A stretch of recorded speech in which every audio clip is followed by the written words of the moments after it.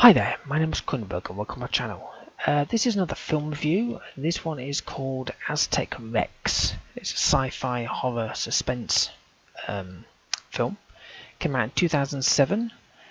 It's a rating of 13 plus. It's an hour and 26 minutes. Amazon rating is 3 out of 5. IMDb is 3.0 out of 10. The Amazon synopsis is: a band of 16th century conquistadors must fight for their lives when they realise they're going to be served as sacrifices to a godlike T-Rex. Now the director is Brian Trenchard Smith, who also directed Drive Hard. Producers, well, there's 13 of them, so I picked the ones that have actually got just the word producers in their name. We have Christian Arnold Beutel, B-E-U-T-E-L, who also produced Ironclad. Dennis C. Duckwall, D-U-C-K-W-A-L-L, who produced Scarecrow and Mrs. King, the series. And David Dwiggins, D-W-I-G-G-I-N-S, who produced The Red Shoe Diaries. Music was Gerald Brunskill, B-R-U-N-S-K-I-L-L, who did the music for Will's Greatest Dad. Now the cast, there was another one that I couldn't get his picture, I couldn't figure out which one it was, so I didn't pick him. So we have Marco Sanchez, who was Rios, who was in Super 8. Kalani, right, K-A-L-A-N-I Q-U-E-Y-P-O, I'm not going to say it because I'll probably get it wrong, who was, I can't even say the name of the character, X-O-C-O-Z-I-N, who was also in Trickster. We have Dichen, D-I-C-H-E-N, Lachman, L-A-C-H-M-A-N, who was Aya Koval, and she was in Jurassic World Dominion. And Jack McGee, who was Greer, who was in Basic Instinct. It was filmed in the Koala Ranch in Hawaii and Turtle Bay in Hawaii, and it's also known as Tyrannosaurus azteca. That's what it comes up in IMDb as, but I got it as T-Rex. Sorry, Aztec Rex. So the intro is beautiful scenery, right? It says it's the central coast of Mexico. Obviously I found out later on, because I don't read the reviews or anything before I watch the film, but I found out in the end credits it was actually Hawaii. I thought, well, that looks nice. I think I'll go there. So we go straight into the film. There's no credits. There's none of that directed by, well, maybe it was, I don't know, but I never really saw him. The Spaniards are walking. There's only one guy on a horse.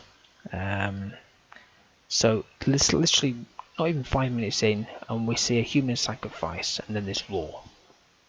It was an interesting way for the sacrifice. It wasn't the normal way. I mean, it was a human sacrifice, but not in the generic sense of the phrase. It's hard to explain without actually giving the film away, or the death away.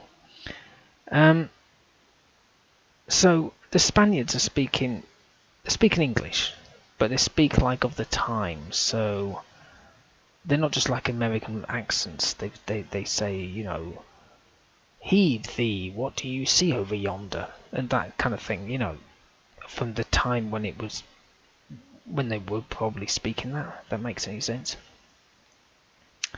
So the dinosaur's eating its first human, right? It was pretty good. I saw blood and legs dangling out of his mouth and everything. It was pretty cool, actually. You know, for first death. And this wasn't long in. I mean, this was, I think, about like 20 minutes in. So that's pretty cool. So it actually turns out the Aztecs speak very good English. Apparently better than the Spanish. So weird. And they actually call the Aztec Rex the Thunder Lizard. That's what they call it. And it then killed a woman on a tree branch. And it was quite interesting because although it was CGI, when it's walking, right? But when it's attacking, it's like it's really there. So it's crunching her on this branch. That sounds awful, I know, but, but it was kind of cool the way they were doing it. So the priest, who was Jack McGee, got left behind years ago, right? So he's not the chieftain; he's just sort of been left behind. And then he says he taught them Spanish. So I'm guessing what I actually heard in English was supposed to be Spanish, if that makes sense. They're speaking Spanish, but they're actually speaking English. But he taught them Spanish, but they all sound like they're speaking English. And some guy got gutted. Intestines all over his hands, blood all over the place. It was pretty cool. I mean, it was kind of like, if anyone's seen Dog Soldiers, brilliant British film. Watch it if you haven't. About werewolves. But in there was a bit about blood and all that lot. The guts hanging out. And in this one, it was pretty cool. I liked it, if that makes sense. It may have a low rating, but the actual special effects on the bodies are just great. So again, another one. I saw a guy slashed, and he actually sees his rib cage protruding through his body. I mean, it's most horror films, even you know, I won't say AAA films, but you know, the films with people in that you know and high budgets don't tend to have all this kind of stuff. They kind of like hide it under some sort of, I don't know, mist. Save the money. But not in this one. So the well-known phrase, if you've been chased by a bear, a lion, or whatever, you don't have to be a fast runner.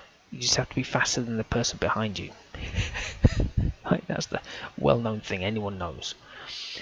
So this guy's basically running for their lives, right? And the other guy, the main leader of the Spaniards, which I can't remember which one that was, basically shot the other guy in the leg with a crossbow. So he sort of like floundered on the floor and he just like legged it. I thought, yep, that's right, survival of the fittest. But I like the film. The special effects were good for humans. There was bits where you watch the human beings die, and even the creature when it had an issue, you saw that, and it was interesting. The creatures are the normal CGI, you know. You can tell it's not there in the forest, obviously, but they've done pretty well with it. But then when it's up close, like the mouth and the tail and stuff, it's actually there, if that makes sense. You know, whatever it's made of. The story was decent. Some parts made me chuckle. There was just, I couldn't think of the quotes, but there were just some little bits. It was like, what the hell? Yeah, I liked it. I liked the fact that the CGI, well, not CGI, the special effects of the humans were pretty damn good. It's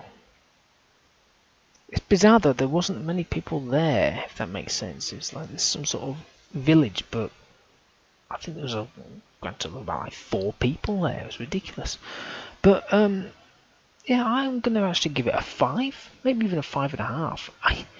I watch a lot of films these days that I review that are usually quite poor with the ratings, but a lot of them, in my mind, are interesting and enjoyable, and this is one of them. So there we go. Anyway, hopefully you've enjoyed watching and listening to this game review. Sorry, game review. That's my gaming head on. The film review of Aztec Rex. Please subscribe to my channel. I've got plenty of the film reviews. I've done quite a few now. Of all sorts of stuff. There's horrors usually, and then there's some sci-fi in there, and some adventures. I think the next one, well, yeah, it makes this one look good. Well, even better than it is. I've seen the trailer. So yeah, please subscribe to the channel. Have a look at those videos if you want to. There's plenty of the game reviews and stuff like that if you want to look at those. But if not, films, there's some films there. Give me a thumbs up if you like this video, and leave a comment. Have you seen this film? You know, Also the just before I scuttle off, the female Ditchen Lackman, she had the most Americanist voice. I don't know if she came from America. Let me have a look. Where'd she come from? Nepal. Well, there we go. We'll never guess. But basically, she had the most fluent American accent, as it were, than anyone else. Spaniards, the rest of the Aztecs. No, she was literally like she just walked out of America and started speaking. It's like, what the hell? And she was supposed to be one of the Aztecs. Go figure. Okay, well, thank you for watching and goodbye.